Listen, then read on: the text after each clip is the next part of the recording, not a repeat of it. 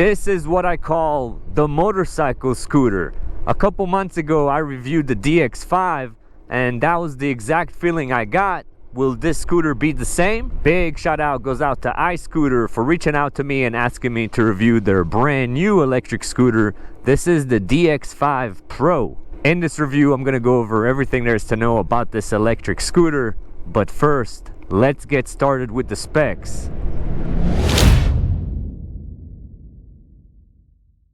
So this is the brand new iScooter DX5 PRO electric scooter. It features a 2000 watt hub motor in the rear, coupled with a 52 volts 20 amp hour battery. iScooter claims that this should give you a range of up to 62 miles, depending on riding mode and riding conditions, of course. We have 17-inch by 3.5-inch tubeless tires, coupled with dot fluid hydraulic brakes front and rear with 170mm by 3mm thick rotor. That is pretty good. This scooter also has a front suspension fork, as well as a rear monoshock for a smooth, comfortable ride, an extremely comfortable seat, a storage basket, as well as folding foot pegs. In the front of the scooter, we have a headlight that's decently bright, and in the rear we have a taillight with an LED light show, an active brake light, as well as turn signals. The total weight of this scooter is 104.1 pounds with the max load capacity of 330 pounds.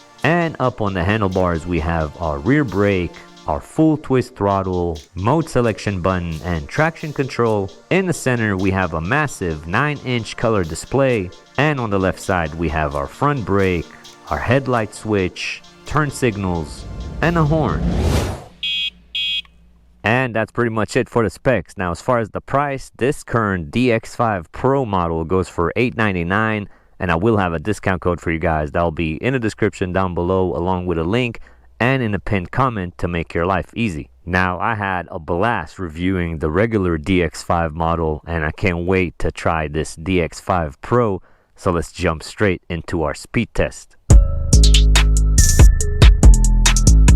Now, before I do the speed test, I do want to show you the starting procedure. On the DX5 PRO, they did away with the breaker, and there's actually an on-off switch on the battery.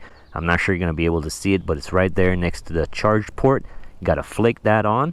Now, this scooter, just like the regular DX5, does have an alarm system. So when the battery is on, the alarm will be activated, and if you try to move it, see that it goes on and actually locks the hub motor, so you cannot move the scooter anywhere. Now, it also comes with 2 NFC cards, and that's the way to turn the scooter on, so don't lose them. Always keep one, somewhere else. But with the NFC card, put that up to the screen, you'll get that welcome sound, and the scooter will be turned on. Now, it's super bright out, so I'm sure you're not going to be able to see the screen, but just like the DX5, this screen is absolutely massive. It's 9 inches, and this is the screen in comparison to an iPhone 15 Pro Max.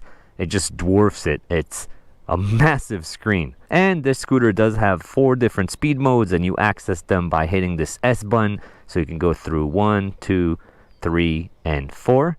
For our speed test, I'm going to be testing mode 4. So I got my GPS app open on my phone. That is in my pocket, and let's see how fast this thing can go in speed mode 4.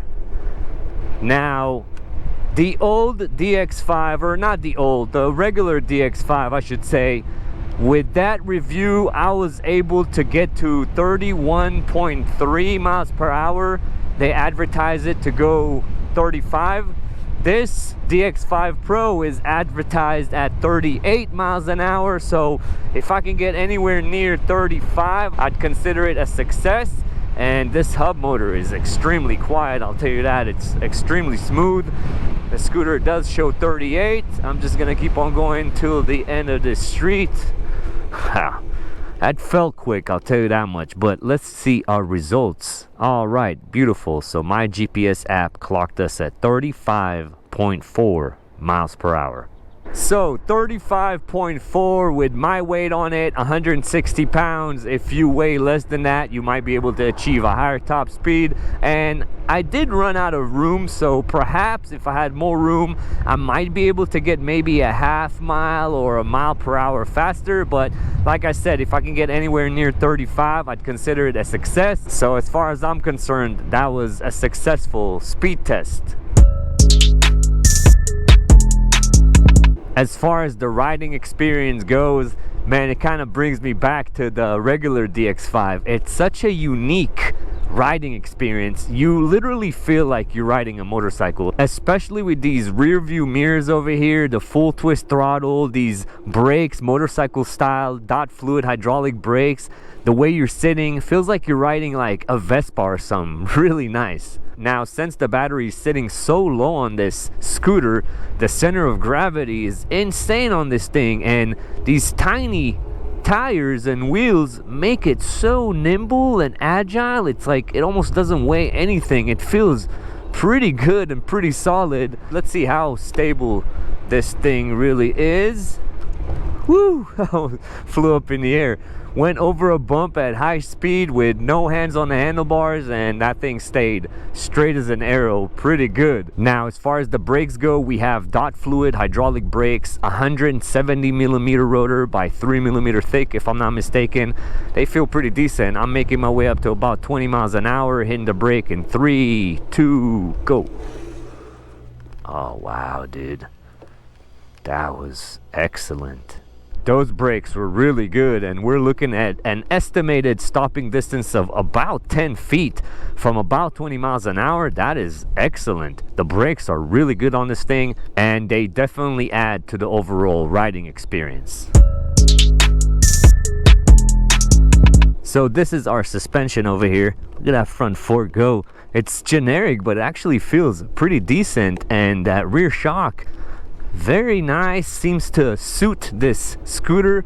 The seat itself is also very comfortable. I'll talk about that in a second. Let's see how it does over a bump while sitting down.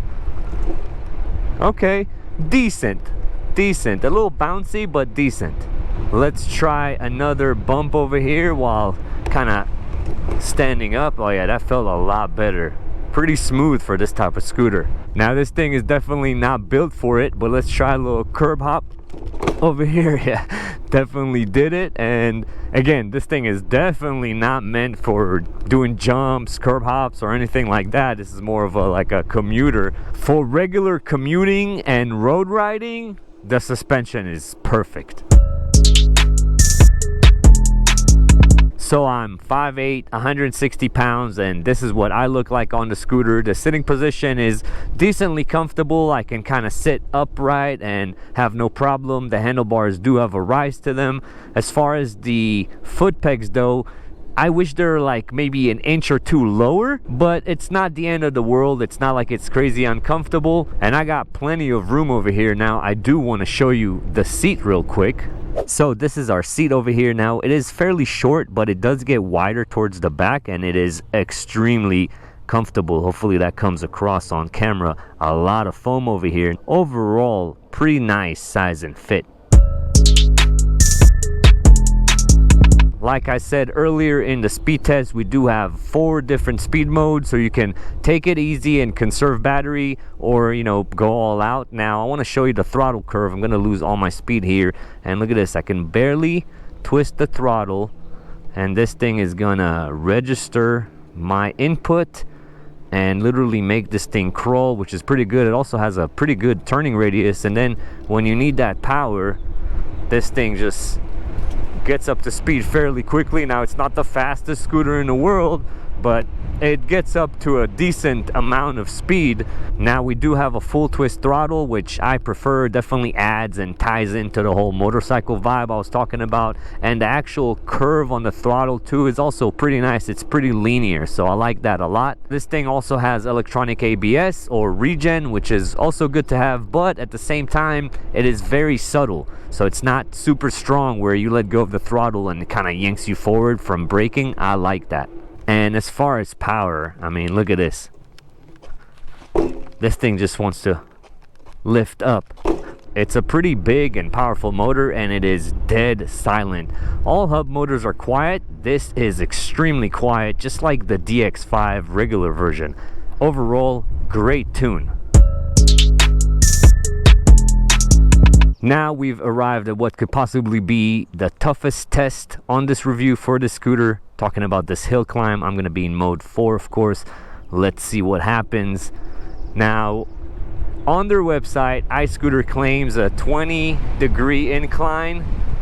This hill is about 20 degrees. This could definitely be the ultimate test for this thing. Now, we are going to drop our speed, which is common. I expect it to happen. Scooter actually dropped to 33 miles an hour, but we are climbing, which is the good thing.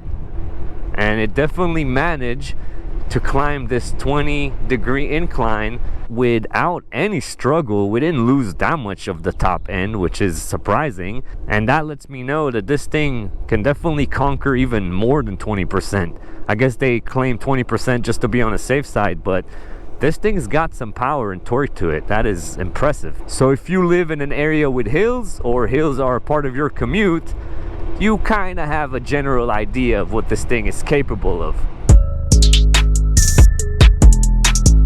Now, this thing is by no means an off-roader. It's a commuter, maybe ride around the neighborhood, go to the park, go shopping, boardwalk, whatever. But this is a review and I want to test it, albeit for a short section, but I still want to test it just to get a general baseline. It's definitely not made for off-road, especially with these tires, but the section that I was just at was fairly flat, so it shouldn't be a problem for the scooter. But this is a little bit more demanding, and we have this little small incline that I kind of want to test its capabilities on. I'm going to lose all my speed. Do we have enough torque to make it? Oh yeah, dude, with no problem at all. That is pretty impressive if you ask me. And as far as power, look at this thing. This motor is huge in comparison to the size of the wheel and for the size of the scooter. Now let's see how it does downhill. How does our suspension act? Oh yeah, dude, I am highly impressed right now by this little thing. Now guys, keep in mind, it is not made for this type of, light to medium trail work. It's not really made for it, but it managed to do it and be comfortable at the same time. That is extremely impressive, especially for the price, and it kind of passed my off-road test.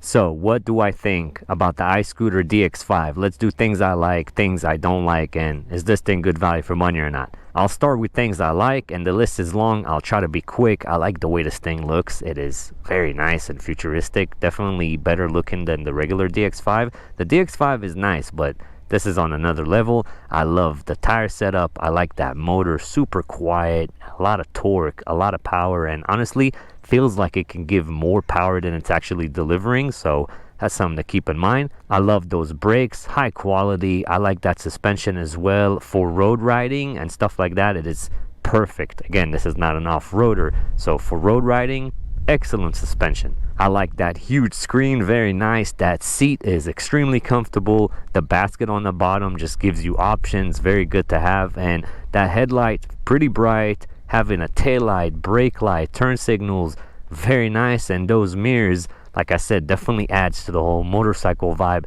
It feels like you're riding like a Vespa or some sort of a small motorcycle. That's the vibe I'm getting from this thing, and it's a very nice feeling. Now let's do things I don't like, and throughout the review I tried thinking about stuff I don't like, just so I'm honest with you guys. In this case, I thought a lot about what I dislike about it, and I had a hard time kind of coming up with something. But if I'm being extra picky, I guess I can say that I don't like the fact that I wasn't able to hit 38 miles an hour. I was able to hit, 35.4 or whatever, which feels extremely fast on a thing like this. I was hoping to anywhere over 35 I'd be happy, so I'm kind of happy with that. But I did want to include something in my dislike, so the fact I wasn't able to hit 38 miles an hour, I'll throw that with my dislikes. Other than that, this thing is amazing.